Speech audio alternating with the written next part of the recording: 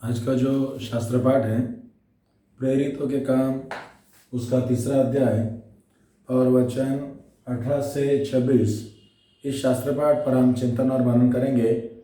उसके पहले हम देखते हैं कि शुरुआती में यरूशलेम का एक मंदिर है और इस मंदिर में पतरस और यूहन्ना जाते हैं, लेकिन यहाँ पर एक व्यक्ति है जो आने जाने वालों से भीख मांगता है और उसके बारे में ऐसा लिखा है कि लोग एक जन्म के अंधड़े को ला रहे थे। ये जो व्यक्ति है ये जन्म से लंगड़ा है और आने जाने वालों से वो भीख मांगा करता था। और जब उसने पतरस और यूहन्ना को मंदिर में जाते देखा तो उसने भीख मांगी, लेकिन पतरस और यूहन्ना इनकी जो प्रतिक्रिया है वो जरा अलग थी। उन्होंने इससे कहा हमारी और देख।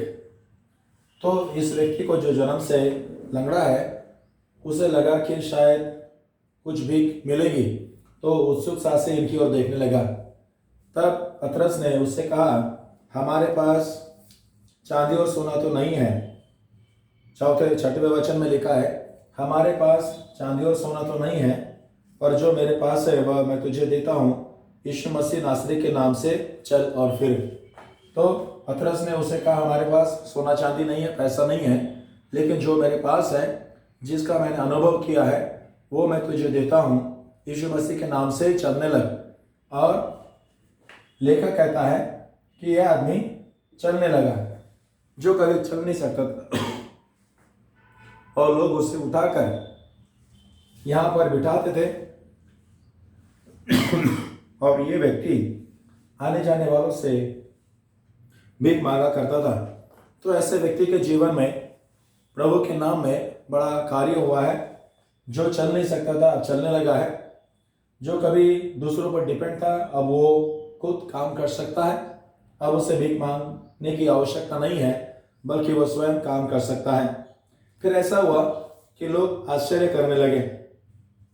11वें वचन में लिखा है जब वह पतरस और यूहन्ना को पकड़े हुए था, ये व्यक्ति जब वो चलने फिरने लगा तो पतरस और यूहन्ना के साथ रहने लगा।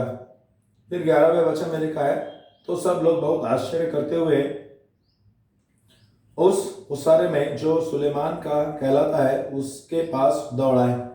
तो लोग आश्चर्य करने लगे कि ये कैसे हुआ। ये तो बैठे रहता था, भीख मांगा करता था, लेकिन जब वो चलने लगा है तब लोग आश्चर्य करने लगे हैं। आगे देखिए, वो कहता है प्रभु ने फिर बताया कि कैसे इस प्रकार इसके जीवन में प्रभु ने कार्य किया है। तो पतरस ने जो कुछ उस समय जमे हुए लोगों से कहा उस पर हम चिंतन और मनन करेंगे। देखिए यहाँ पर ऐसा लिखा है पतरस फिर यहाँ जमे हुए जो लोग हैं उनसे कहने लगा कि ये व्यक्ति प्रभु यीशु मसीह के नाम से चलने लगा है। हम सभी जानते हैं कि ये प्रभु यीशु मसीह को जानते थे। इनके बीच में प्रभु यीशु मसीह का जन्म हुआ था, छोटे से बड़ा हुआ था। कुछ लोगों ने प्रभु का स्वीकार किया, लेकिन कई ऐसे यहूदी थे जिन्होंने प्रभु यीशु मसीह का स्वीकार नहीं किया। उस पर झूठे आरोप लगाए और कहा कि इस पर सूली पर चढ़ाओ, और उसके बदले में जो बरअब्बा था उसको छुड़ाने की मांग की है। तो ऐसे लोग जिन्होंने प्रभु को नहीं ग्रहण किया था, उन्हें वो कहता है कि जिस यीशु का हम प्रचार करते हैं ये वही यीशु है जिसका बारे में तुम्हारे शास्त्रों में लिखा है। उसका एक उदाहरण वो देता है, व्यवस्था विवरण की किताब। उसमें हम देखते हैं कि परमेश्वर ने मूसा से कहा कि मैं क्या करूँगा, तेरे जैसा एक व्यक्ति, यहाँ मूसा है तो वो कहता है मैं तेरे जैसा एक व्यक्ति खड़ा करूँगा जो इन लोगों को मेरे वचन सुनाएगा। इसे आप प्रभु भी कह सकते हैं, संदेष्टा या नबी भी कह सकते हैं। तो मूसा ने जो कहा था इजराइलियों को कि परमेश्वर मेरे जैसा तुम्हारे बीच में से एक नबी को खड़ा करेगा और वो तुम्हें परमेश्वर का वचन सुनाएगा। नबी का काम ही यही है कि लोगों को परमेश्वर का वचन सुनाए। एक सवाल हमारे मन में आ सकता है कि परमेश्वर ने यदि मनुष्य को अपने प्रतिरूप का, अपने स्वरूप का बनाया है, सोचने समझने की बुद्धि दी है, चुनाव करने की बुद्धि दी है, क्षमता दी है, तो फिर परमेश्वर उन्हें वचन क्यों बताता है?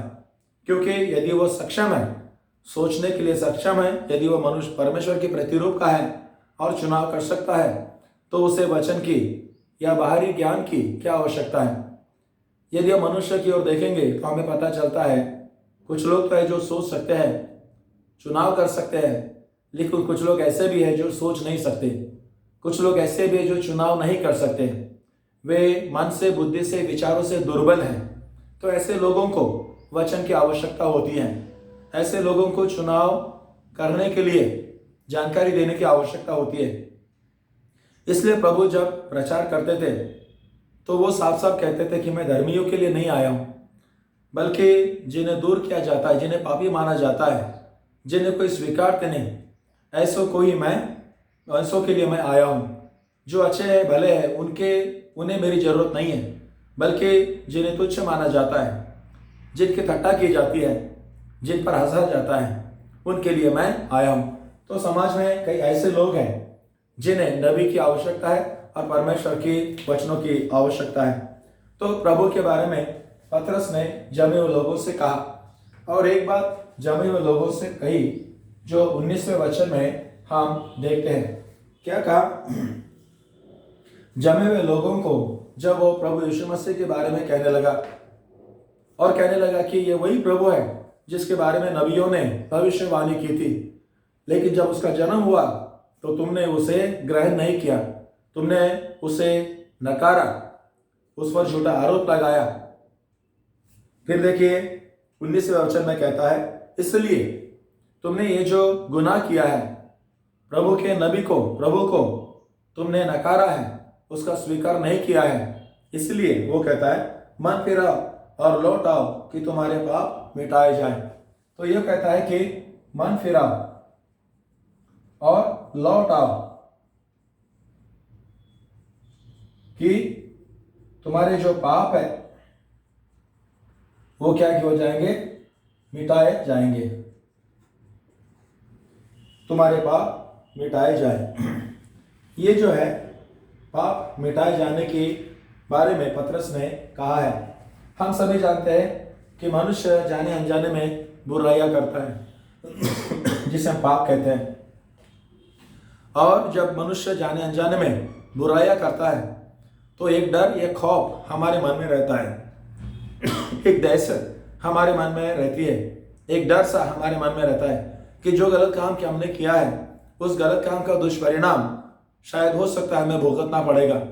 तो मनुष्य जब बुराई करता है, पाप करता है, तो एक डर में वो जीने लगता है। तो उस डर से छुटकारा पाने के लिए उन्होंने जो पाप किया है, जो गलतियां की है, उसको मिटाए जाना जरूरी होता है, जिसे हम पाप क्षमा कहते हैं। जब मनुष्य जाने अनजाने में पाप करता है और उसके पाप मिटाए जाते हैं, तब उसका मन का जो डर है वो निकल जाता है, वो छुटकारा पाता है, और यही उद्धार का अनुभव है। तो पतरस ने जमे हुए लोगों से कहा, तू मन फिराओ, लौट आओ, अपनी गलतियों को कबूल करो कि तुम्हारे पाप मिटाए जाए और तुम्हें डर से छुटकारा मिले और तुम्हें उद्धार का अनुभव हो सके। तो यहाँ पर दो बातें पतरस ने जमे हुए लोगों से कही है। पहली बात तो यह है कि पतरस ने उन्हें कहा है कि जो प्रभु तुम्हारे बीच में था, जिसने तुम्हें स्वर्ग के राज्य के बारे में प्रचार किया और जिसको तुमने नकारा, वही मसीहा है जिसकी हम लोग राह देख रहे थे। तो जिसको तुमने नकारा है उसको हमें क्या करना है? ग्रहण करना है। नकारने की जो गलतियां हमने की है, केवल उसे नकारा नहीं है बल्कि उस पर झूठा आरोप लगाया है, इल्ज़ाम लगाया है और उसको दोषी ठहराया है, उसको सूली पर चढ़ाया है, उसके बदले में जो गुनहगार था उसे छुड़ाया है। तो ये जो गलतियां की है, जिसके कारण तुम्हारे मन में एक बोझ उत्पन्न हुआ है, एक डर या दहशत उत्पन्न हो सकती है गलती काम करने से, तो ये जो गलतियां है, ये जो पाप है, तुम्हारे मन से निकल जाए, इसके लिए तुम्हें क्या करना है? पश्चाताप करना है। तो जमे हुए लोग फिर पूछते हैं हमने क्या करना है, तो वो कहता है कि तुम क्या करो?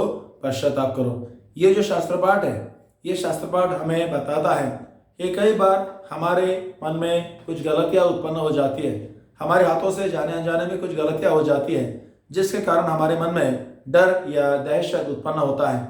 और डर के कारण, दहशत के कारण हम खुलकर नहीं जी सकते, हम दहशत में रहते हैं, हम डर डर के जीते हैं। इसलिए बेहतर है कि जाने अनजाने में जो गलतियां हमसे हुई है, यदि वो हमारे जीवन से, मन से निकल जाए, उतर जाए, तो हमें छुटकारा मिलेगा और हमें उद्धार का अनुभव आएगा। तो हम भी जैसे पतरस ने जमे हुए लोगों से कहा कि तुम पश्चाताप करो, अपनी गलतियों को कबूल करो, तो हमने भी पाप को मिटाए जाने के लिए, जो डर है उससे छुटकारा पाने के लिए, हमने अपनी गलतियों को कबूल करना है, पश्चाताप करना है, ताकि हमें उस डर से छुटकारा मिले और हमें उद्धार का अनुभव आ सके।